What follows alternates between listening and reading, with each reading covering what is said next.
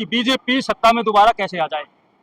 कब दंगे करवाने हैं ये भाजपा को अच्छे से पता है, कब भारत में जातियां दंगा नफरत फैलाना है ये भाजपा को अच्छे से पता है, लेकिन जब छात्र अपने हक की बात करेंगे तो उनकी नहीं सुनी जाएगी। ये देश का दुर्भाग्य है। उस रिकॉर्डिंग में मैंने साफ बोला कि सर मेरे पास सारे सबूत है, मेरे पास आर्थिक बल है, मुझे 3 राज्यों में प्रताड़ित किया गया, मेरा घर जमीन व्यापार सब कुछ छीन लिया गया और कि मैं थाने चौकी एसएसपी ऑफिस में शिकायत दर्ज की। अब देखिएगा, मैं समर्थन करने नहीं आया, मैं सोनम वांगचुक का समर्थन करने आया क्योंकि मैंने पंचशील बुद्ध के मुक्ति आंदोलन में काम किया हूँ और उस आंदोलन में 150 साल के उस आंदोलन में काम किया। फ्री टिकट के लिए पैदल चला हूँ 2000 किलोमीटर। दीक्षित अपना सिख आंदोलन में रहा हूँ।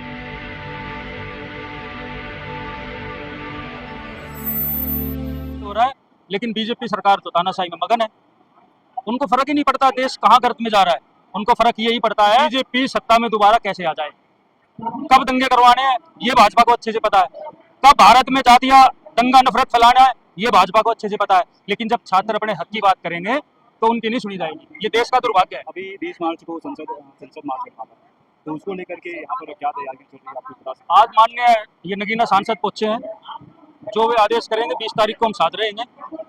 पहले भी हमने जिन लोगों ने अपने हक की लड़ाई लड़ी है, भीम आर्मी और जो एडवोकेट चंद्रशेखर साहब के नेतृत्व में हमेशा पहले पायदान पे खड़े हैं।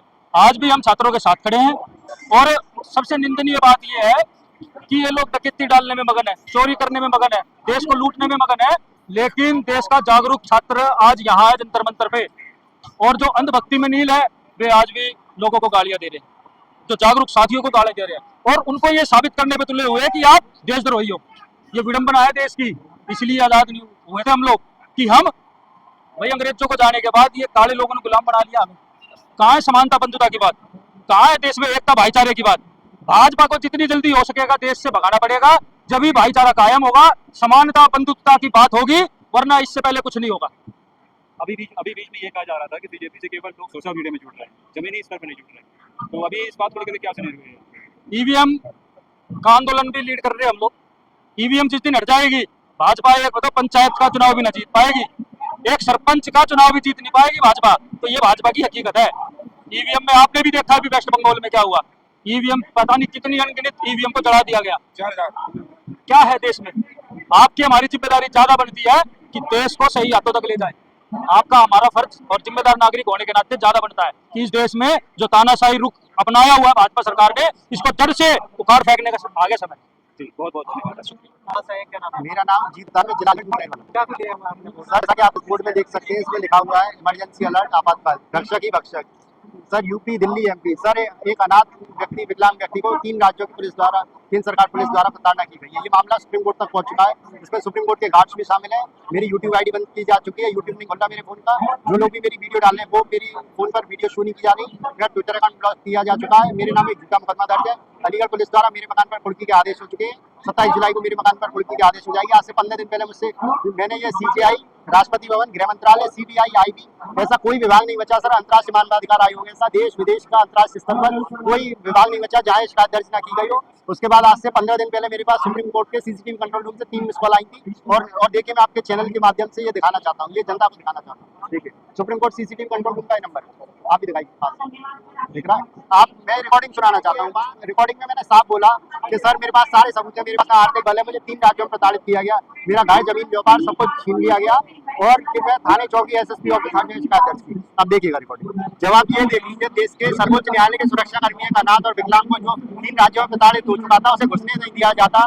सर्वोच्च न्यायालय में उसे डराया धमकाया जाता कि चला जाए, यहाँ से भाग जा, तुझे पुलिस उठा ले जाएगी। देश के सर्वोच्च न्यायालय में आपके साथ ये सर मेरे साथ कौन करा रहा है, कोई केंद्र सरकार करा रही है, राज्य सरकार करा रही है, ये मुझे नहीं पता कौन करा रहा है, लेकिन सर बहुत बुरी प्रताड़ना हुई है। राष्ट्रीय मानवाधिकार आयोग में मेरी 5 शिकायत दर्ज है और जो कोई भी इसके पीछे है, अगर मैं व्यक्ति ये सोचता है कि ये सबूत मुझे मरवा के मिटा दिए जाएंगे, तो सर जैसे मैंने आपके चैनल के माध्यम से अब तक कम से कम ये 500 लोगों के पास सारे सबूत है, जैसे कि ये सारे सबूत मैं आपको भी दे चुका हूँ, 500 रिकॉर्डिंग और लगभग 700-800 पेज की फाइल जी।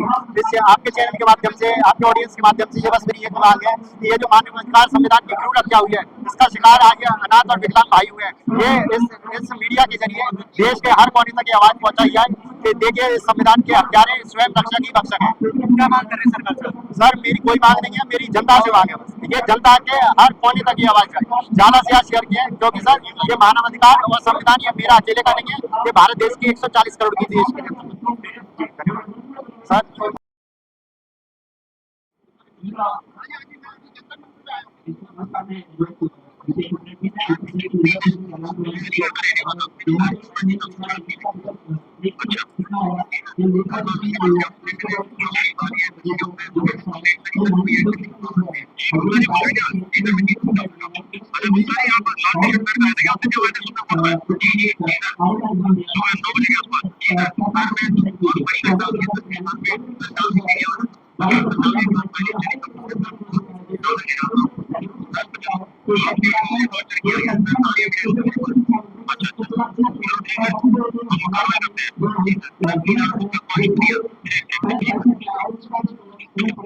भगन दीक्षा भूमि बुद्ध गया।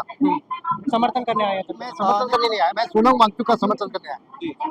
क्योंकि मैंने पंचशील बुद्ध गया मुक्ति आंदोलन में काम किया हूँ और उस आंदोलन में 150 साल के उस आंदोलन में काम किया हूँ। फ्री टिबेट के लिए पैदल चला हूँ 2000 किलोमीटर। दीक्षा अपना सिख आंदोलन में रहा हूँ। लेकिन आज 18 दिन हो गए हैं सोनम वांगचुक की भूख हड़ताल को। जी जी। क्या लग रहा है दवा बना पाएंगे सरकार? सेम लद्दाख, लद्दाख ये भारत का एक बहुत बड़ा पार्ट है और लद्दाख के ऊपर में बहुत से वहाँ के बहुत से कुछ बातें हैं। जैसे वहाँ के बौद्ध भिक्षु है, वो लोग बौद्ध है या वहाँ के माइनॉरिटीज के है, ये समझिए। लद्दाख बहुत बौद्ध स्टेट है और 2000 साल के पहले के लद्दाख है। लद्दाख और कनिष्क का संबंध है, बौद्धों का संबंध है। सोनम वांगचुक भी लद्दाख बौद्ध है, लेकिन वहाँ के लोगों के जो यातना प्रताड़ना हो रहे हैं, क्योंकि अगर वहाँ के पूरे बाउंड्री देखिए, मुस्लिम है, तिब्बत है, चाइना है, और ऐसे में सेम लद्दाख मैं बोल रहा हूँ और सेम सोनम वांगचुक। लेकिन जो 20 तारीख का जो ऐलान किया गया है कि संसद कूच करेंगे, क्या सही कर रहे हैं सोनम वांगचुक? नहीं, ये देखिए, हमारा काम है प्रयास करना। चाहे वो अभी मैं बौद्ध हूँ, हमारे बौद्ध कोई हिंदू, कोई जापानीज बुद्धिस्ट है, कोई दलाई लामा को मानते हैं, कोई नागार्जुन सूर्यससाई को मानता है।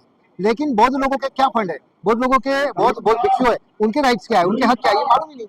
2500 का बुद्धिज्म और आज की बुद्धिज्म फर्क है। सोनम वांगचुक बुद्धिस्ट है और सोनम वांगचुक अपने हक की लड़ाई लड़ रहे हैं।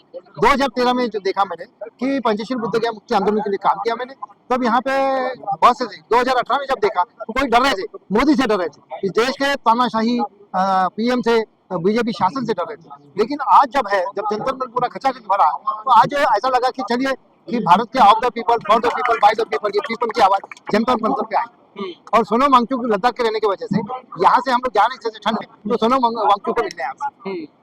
छात्रों की जो मांग है धर्मेंद्र प्रधान को इस्तीफा होना चाहिए। नहीं, छात्रों अपना काम करें, क्योंकि छात्रों देश का भविष्य है। Right to protest, right to speech, right to worship.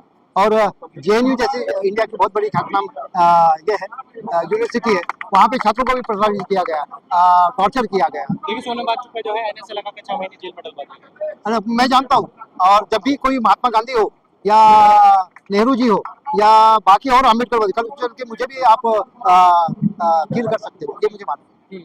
तो आपको डर नहीं लग रहा जेल से? नहीं, मुझे सिवाय बुद्ध और बाबा साहब के मुझे किसी से डर नहीं है। और मैं जानता हूँ कि बुद्धं जीवित पर्यंतं शरणं गच्छामि। मैंने जो चीवर पहना है वो मरने के लिए, वो जीने के लिए। मैंने जो चीवर पहना है, बुद्धं जीवित पर्यंतं शरणं गच्छामि, धम्मं जीवित पर्यंतं शरणं गच्छामि, संघं जीवित पर्यंतं शरणं गच्छामि। तो विद्यार्थी के लिए मैं नहीं आया हूँ, मैं आया हूँ सोनम वांगचुक को बचाने के लिए। बचा लेंगे सोनम? बिल्कुल बचाऊंगा। किस तरह से बचाएंगे? देखिए, आज पूरी दुनिया में फर्स्ट वर्ल्ड वार है, सेकंड वर्ल्ड वार, बाबा साहब ने हमको थर्ड वर्ल्ड वार में बचाए, और बुद्ध है हमारे लिए, क्योंकि बुद्ध ने बचाए। बुद्ध या बुद्ध, तो हम बुद्ध की तरफ गए, हम बुद्ध की तरफ नहीं आए। सरकार बुद्ध को नहीं मानती? सरकार माने या नहीं माने, आप माने या नहीं माने, देखने वाले माने या नहीं माने, लेकिन हमारे लिए मॉडर्न बुद्ध बाबा साहब अम्बेडकर है, और वो हमको 22 प्रतिज्ञा दी है। अरे श्री राम की धरती है। नहीं, वो भैया उनका है। बाबा साहब ने कॉन्स्टिट्यूशन में राम को, सिख को, सभी को मौका दिया है यहाँ प्रोटेस्ट करने का, अपना हक जाहिर करने का। और मैं जंतर मंतर में आया हूँ, तो जंतर मंतर की आवाज है ना, तो ये सोचता अभी अयोध्या है, जय श्री राम, मैं तो बड़े जय श्री राम बोलूंगा, है ना। मेरे पास काशी राम है, मेरे पास रामकृष्ण है, मेरे पास रामविलास है, रामदास है, इससे बड़ी बात क्या है। क्या करेगा सोनम वांगचुक के लिए? सोनम वांगचुक के लिए सरकार से निपट जाएंगे? बिल्कुल, सरकार से नहीं, पूरी दुनिया से मैं उनके लिए आया हूँ कि सोनम वांगचुक बचाओ, देश बचाओ, सोनम वांगचुक बचाओ, देश बचाओ। ठीक है। नमस्कार जी।